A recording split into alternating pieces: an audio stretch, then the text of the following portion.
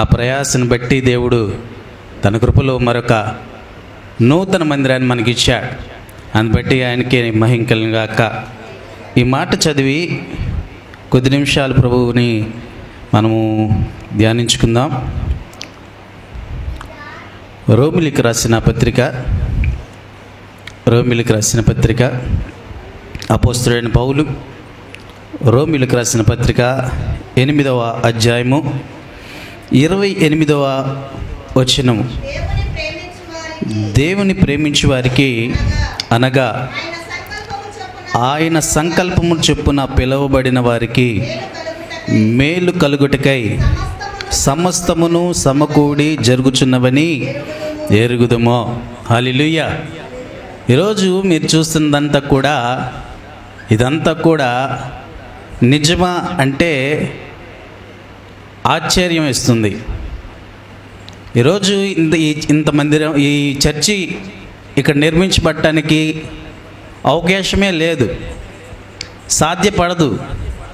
ఎందుకంటే అంతా కోల్పోయి నిస్సహాయ స్థితిలో, దిక్కుదోచినటువంటి స్థితిలో, ఆ మండు టెండలో, లేకపోతే ఆ వర్షంలో ఆ టెంట్ల కింద తడుస్తూ ఎండకి ఎండుతూ నిస్సహాయ స్థితిలో ఆ ఒంటరి పక్షి ఏ రీతిగా అయితే ఏలాడుతూ, ఏ రీతిగా అయితే ఆ చెట్టు మీద ఆ ఇంటి మీద ఉండి ఏ రీతిగా అయితే కన్నీరు గారుస్తుందో ఆ రీతిగా సేవకుడు కన్నీరు గారుస్తున్నాడు. ఎందుకు కన్నీరు గారుస్తున్నాడు అని గమనిస్తే ప్రియులరా, ఎంతో శ్రమ, ఎంతో బాధ. ఎందుకు శ్రమ, ఎందుకు బాధ అంటే ఆ రోజుల్లో ఇవేమీ లేవు. ఇక్కడ రోడ్లు లేవు, కరెంటు సదుపాయం అంతగా లేదు, అసలు వాటర్ సదుపాయం లేదు. ఎక్కడ 1-2 పీపాలు వచ్చి పోసేవి అవి కూడా లేదు. అందరూ కూడా ఎక్కడికక్కడికో పీపాలు తీసుకెళ్ళి ఎక్కడికో వెళ్ళి ఆ మట్టి రోడ్లో వెళ్ళి, ఆ బురదలో వెళ్ళి తెచ్చుకునేవారు. అటువంటి దినాల్లో కారు చీకటి, భయంకరమైనటువంటి ప్రదేశం. ప్రభు సంకల్పం ఏమిటంటే దేవుడిని ప్రేమించే వారికి అనగా ఆయన సంకల్పం చొప్పున పిలువబడిన వారు. ప్రియులారా గమనించండి, ఆయన సంకల్పం చొప్పున పిలువబడ్డాడు కనుకనే ఈరోజు మనం చూస్తున్నటువంటి అనేకమైనటువంటి పరిస్థితుల నుంచి, అనేకమైనటువంటి కారు చీకటి మబ్బులు కమ్ముకున్నా కూడా వాటి నుంచి దేవుడు విడిపించి ఇదిగో ఈ రీతిగా మన మధ్య ఇలా దేవుడు ఏర్పాటు చేసుకోవడానికి ఆయన పిలుపు కారణమో. ప్రియులారా గమనించండి, గొప్ప కాదు కానీ ఇదంతా కూడా అసంభవం. ప్రియులారా, అబ్రహాము గారు నిరీక్షణకు ఆధారం లేనప్పుడు ఆయన ఒకరు నమ్మారు. ఎవరు నమ్మారు? దేవుణ్ణి నమ్మాడు. దేవుణ్ణి నమ్మాల్సినటువంటి అవసరం ఆయనకి లేదు. కానీ పిలిచాడు, రా, నీకు ఒక మంచి దేశాన్ని ఇస్తాను, నీకు ఒక మంచి భవిష్యత్తుని ఇస్తాను, నిన్ను ఆశీర్వదిస్తాను అంటే ఆ మాట నమ్మాడు. మాటను బట్టి ముందుకు నడిచాడు. ఈరోజు మాటను బట్టి ముందుకు నడవాలి. నిరీక్షణకు ఆధారం లేనప్పుడు అప్పుడు ఏమీ లేదు. ఏ విధమైనటువంటి ఆ విషయం కూడా అబ్రహాంకు తెలియదు. దేవుడు ఇవి చేస్తాడంటే అవి చేస్తాడంటే ఇది ఏమి తెలియదు. ఏమీ తెలియనప్పుడు, నిరీక్షణకు ఆధారమే లేనప్పుడు ఇలా చేస్తాడు, ఇలా మనం నమ్ముకుంటే ఇలా మనకు జరుగుతుంది, ఇలా మనం వెళ్తే అలా అవుతుంది అనేది ఏమీ తెలియదు. అబ్రహాముకు తెలియనటువంటి టైంలో, అబ్రహాము నిరీక్షణకు ఆధారం లేని టైంలో దేవుని వెంబడించాడు. ఎందుకు అంటే దేవుడు అబ్రహామును ప్రేమించాడు కనుక, అబ్రహామును ఇష్టపడ్డాడు కనుక, అబ్రహామును సేవకు పిలుచుకున్నాడు కనుక అబ్రహాము దేవునితో వెళ్ళాడు, అబ్రహామును పిలుచుకున్నాడు కనుకనే ఆయన సమస్తాన్ని విడిచిపెట్టి వచ్చాడు. మరి విడిచిపెట్టి వచ్చిన వాడిని ఎలా వదిలివేస్తాడు? ప్రియులారా, ఈ విషయాన్ని గమనించండి. ఒకరోజు ఒక సమస్య రానే వచ్చినప్పుడు ఏం చేయాలో అర్థం కానటువంటి పరిస్థితుల్లో వారు ఏం చేశారంటే దేవుని యొక్క పిలుపు, ఇంకా దేవుడు ఏం చెప్తాడు అనేటువంటి సమాధానము అక్కడ పక్కన పెడితే వీళ్ళు ముందు జరగాల్సినటువంటి పని ఏంటనేది చేద్దాం, తర్వాత సంగతి చూద్దామని చెప్పి ఓ సమస్యకు పరిష్కారంగా వారు ఏం చేశారంటే వెళ్ళకూడనటువంటి ప్రదేశానికి వెళ్ళారు. వెళ్ళకూడనటువంటి ప్రదేశానికి ఎప్పుడైతే వాళ్ళు వెళ్ళారో వెళ్ళారు, బాగానే ఉంది. మరేం జరిగింది అని అర్థం చేసుకుంటే, వారు వెళ్ళటము సాతాను ప్రదేశానికి వెళ్ళారు, సాతాను ఉన్నటువంటి చోటుకి వెళ్ళారు, అన్యుల దేశానికి వెళ్ళారు. వెళ్ళటమే కాదు కానీ అక్కడ వాళ్ళు స్టే చేయాల్సి వచ్చింది, అక్కడ ఉండవలసి వచ్చింది. మరి ఉన్న వాళ్ళు అక్కడ ఉన్న వాళ్ళు ఏమైనా ఊరుకుంటారంటే లేదు. అక్కడ ఉన్నటువంటి రాజు ఏం చేశాడంటే ఆ యొక్క అబ్రహాం గారి భార్యని ఇష్టపడ్డాడు. ప్రియులారా గమనించండి, అబ్రహాం భార్య అని చెప్పి ఆయనకు తెలియదు. ఎవరికి తెలీదు? రాజుగారికి తెలియదు. రాజుగారికి తెలియనప్పుడు అబ్రహాం భార్య అని తెలీదు. ఆ అమ్మాయి ఎవరిని తీసుకురండి అని చెప్పినప్పుడు అసలు ఎంక్వైరీ చేయండి, ఆ అమ్మాయి ఎవరు అంటే, ఆ అమ్మాయి ఎవరు అంటే అబ్రహాం అంటున్నాడు, రాజుగారు ఇలా వస్తారు, రాజుగారి వాళ్ళ యొక్క పనివారు ఇలాగ వస్తారు, ఆ భటులు ఇలా వస్తారు. వాళ్ళు వచ్చినప్పుడు నేను ఎవరిని, నేను అన్ననే అని చెప్పు, నువ్వు చెల్లివని చెప్పు అని చెప్పి చెప్తాడు. ప్రియులారా గమనించండి, ఎప్పుడైతే ఆ మాట చెప్పాడో అంటే సేవ ప్రారంభ దినాల్లో అనేకమైనటువంటి ఒడిదుడుకులు వస్తాయి.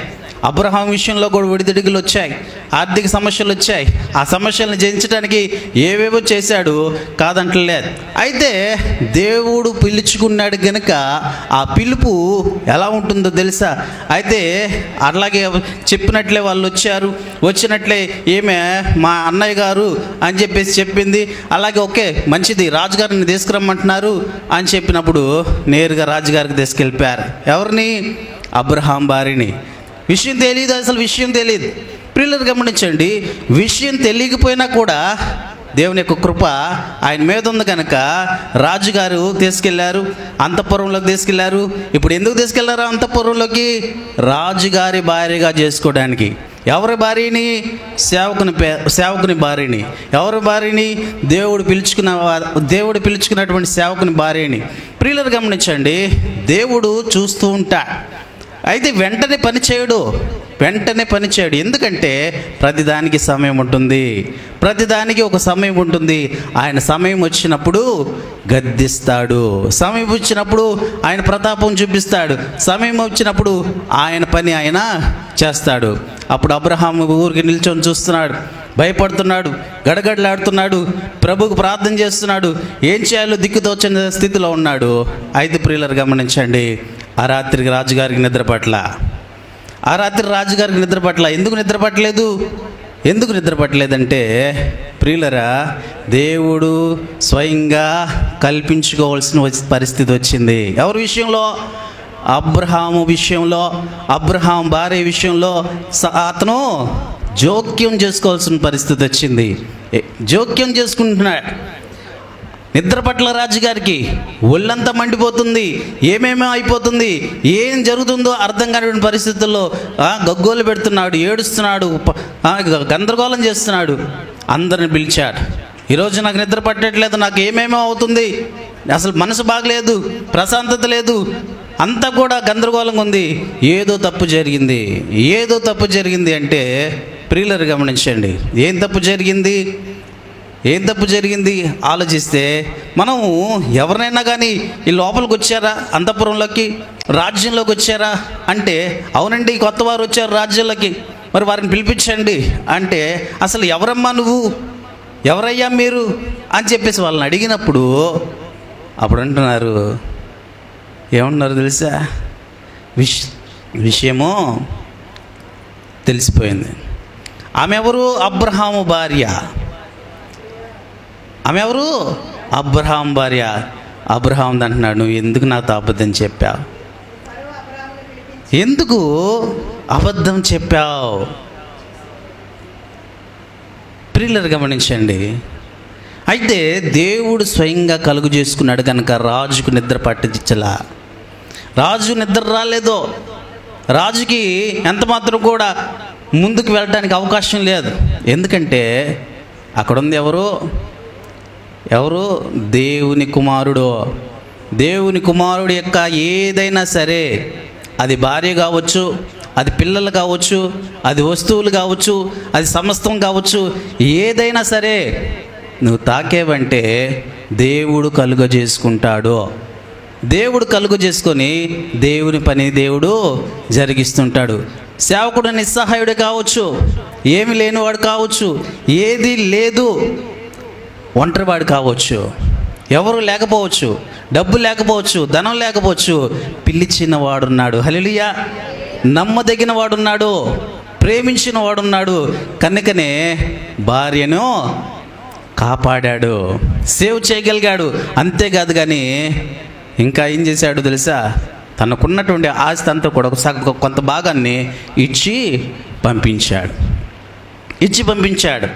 ప్రియులారా గమనించండి, దేవుని యొక్క సేవకుని జోలికి రాకూడదు. ఎందుకు అంటే అది తెలుసో తెలియకో చేయొచ్చు, కాదంటలేదు, కానీ దేవుడు అక్కడ పని చేస్తాడు, దేవుని పని ప్రారంభించడం జరిగిద్ది.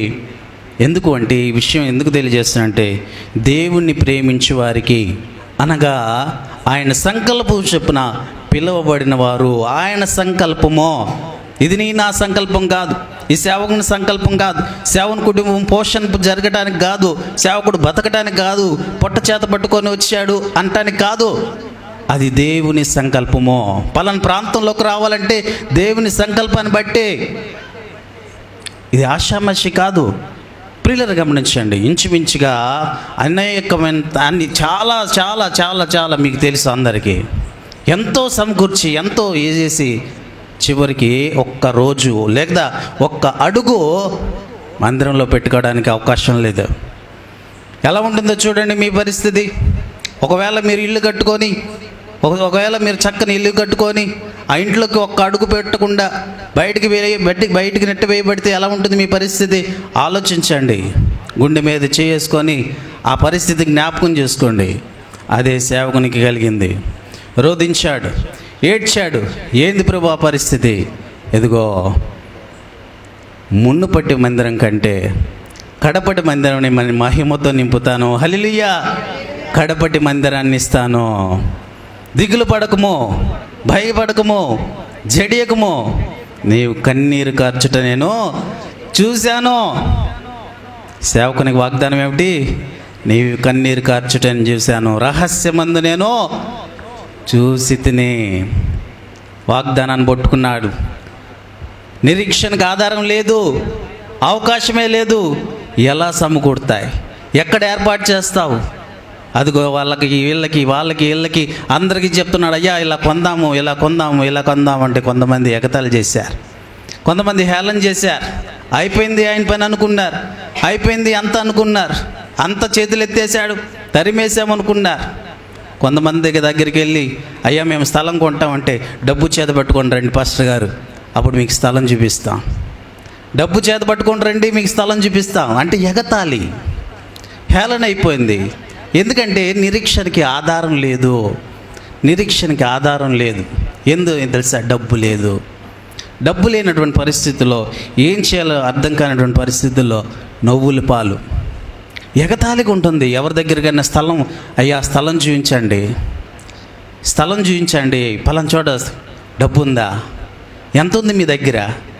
ఏమీ లేదు. ఎంత ఉంది మీ దగ్గర? ఏమీ లేదండి. మరి స్థలం ఎలా అడుగుతున్నారు? తెలియదండి, ప్రభు చెప్తున్నాడు.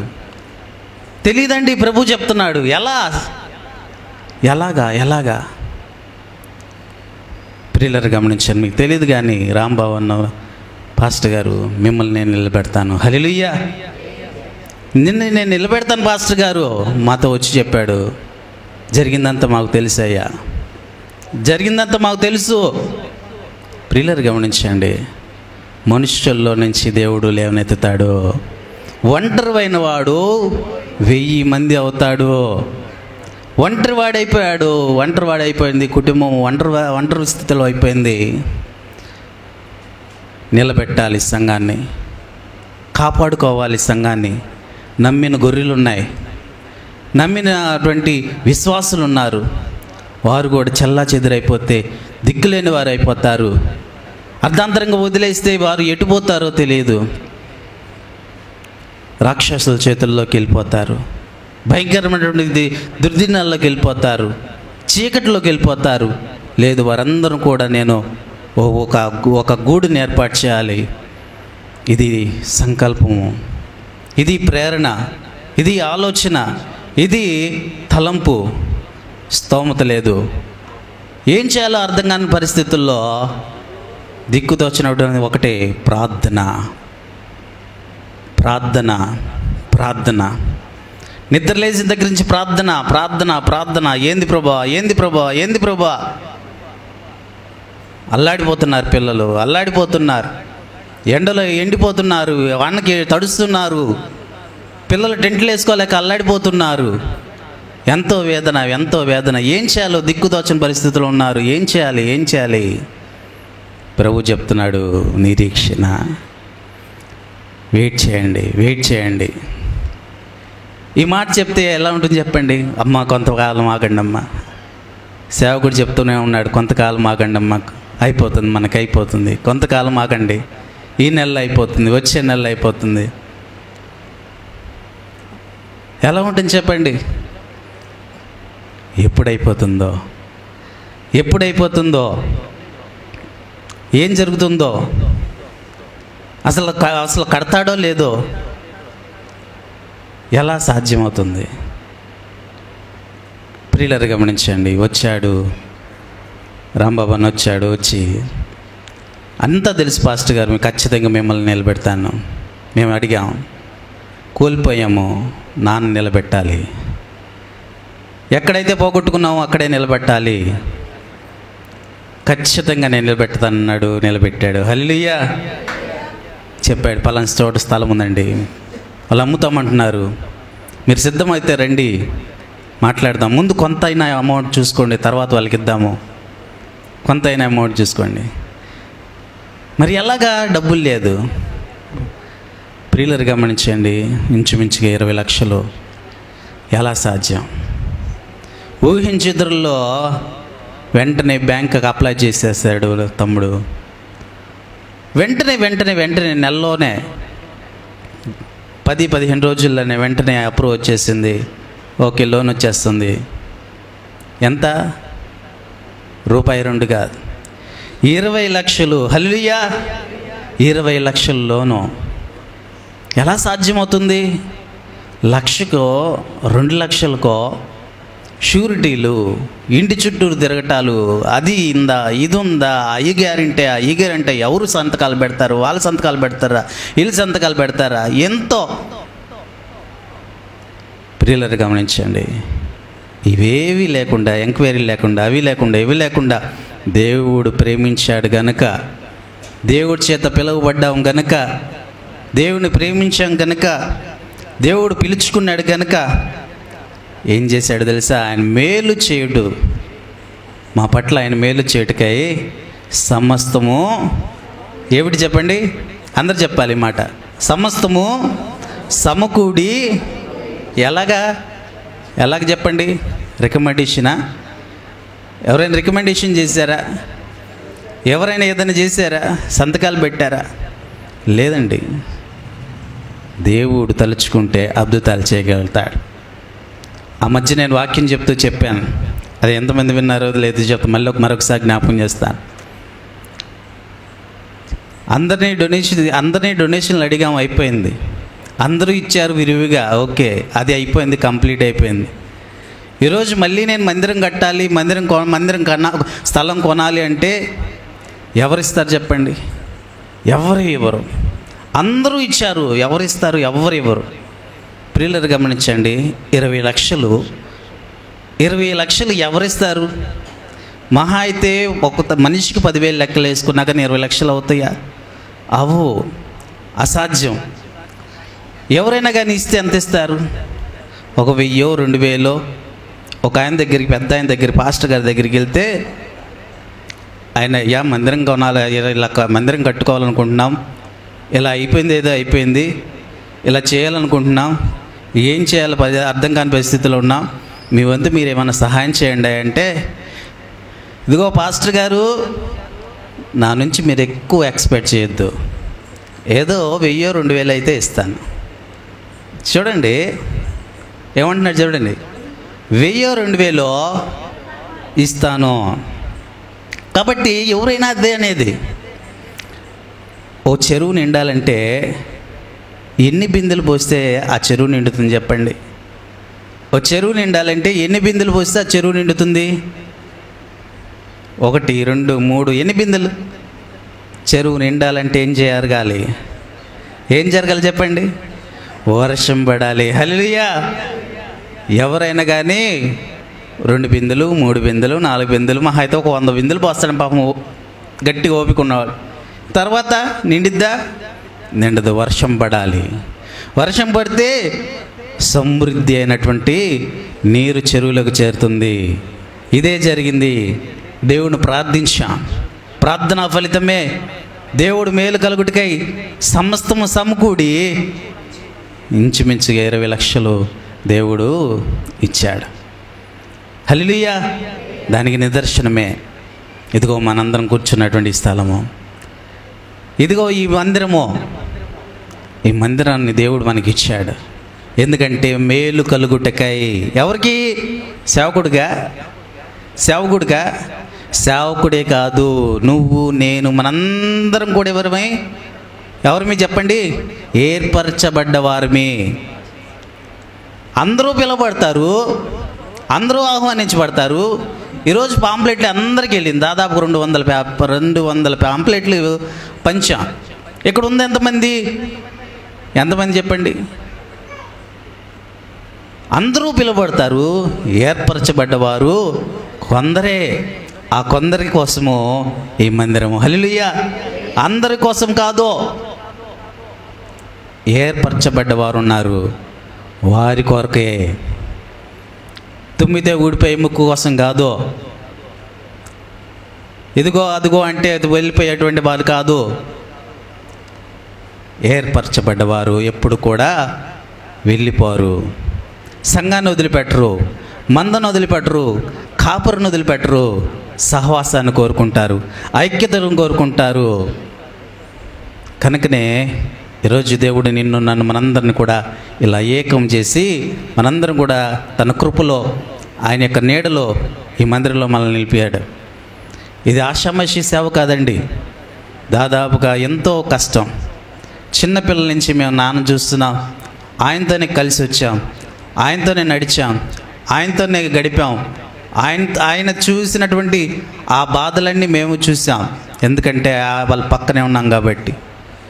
ప్రతిదీ వాళ్ళు ఏం తింటున్నారో అదే తిన్నాం, ఏం తాగారో అదే తాగాము, ఏమి అవమానాలు అయితే పడుతున్నారో అవి మేము అనుభవించాం. శోధనలు, బాధలు, ఇరుకులు, ఇబ్బందులు అవన్నీ మేము వాళ్ళతో పాటు అనుభవిస్తూ పెరిగాం. కనుకనే మీరొద్దు, పిల్లలొద్దు, మీరే చేయండి అంటే ఆ మాటకి తల్లిదండ్రులు నోచుకోలేకపోయారు. వృద్ధాప్యంలో అంతా అయిపోయింది. సేవ వయసు అంతా ఉడికిపోయింది. 26 సంవత్సరాలంటే వయసు అంతా ఉడికిపోయినట్టే ఒక వ్యక్తికి. వయసు అంతా ఉడికిపోయిన తర్వాత ఇక ఆ ఫలాలు తినేటువంటి సమయంలో ఎలా ఉంటుందో చెప్పండి? సహాయం కావాలి, సపోర్ట్ కావాలి, పరిచర్యకి ముందుగా సిద్ధం చేసేటువంటి వారధులు కావాలి. అలా లేనప్పుడు ఆ సేవకుడు ఎలా పని చేయగలుగుతాడు? పిల్లలు లేని సేవ నాకొద్దు. హల్లెలూయా. పిల్లలు లేని సేవ నాకొద్దు. నన్ను పిలిచిన వాడు నమ్మదగిన వాడు. నేను పిల్లలతోనే వచ్చాను ఇక్కడికి, పిల్లలతోనే నా పరిచర్య జరుగుతుంది ముందుకి. అలా ఈరోజు మీ మధ్య పిల్లల్ని ఇక్కడ నిలబెట్టాడు. ఈ పిల్లలు బ్రతికినంతకాలం ప్రభు సేవను చేస్తూనే ఉంటారు, ప్రభు సేవలో ముందుకు నడుస్తుంటారు. మా తదంతరం కూడా ప్రియులరు గమనించండి, ప్రభు చిత్తమైతే పిల్లలను కూడా ప్రతిష్ఠించాలి అనే ఉద్దేశం కలిగి ఉన్నాం. కానీ చిన్న పిల్లలు అవటం వల్ల నెక్స్ట్ టైం దాన్ని ఏర్పాటు చేస్తాం. ఒకరోజు ఇలాగే మీటింగ్ పెట్టి పిల్లలు ప్రతిష్ఠిస్తాం ప్రభువుకి. అలాగా ప్రభు సేవలో మేము అలాగే మా పిల్లలు కూడా ప్రభు సన్నిధిలో ముందుకెళ్తారని ప్రభు పేట తెలియజేస్తూ దేవుడి మాటలు దీవించును గాక. హల్లెలూయా.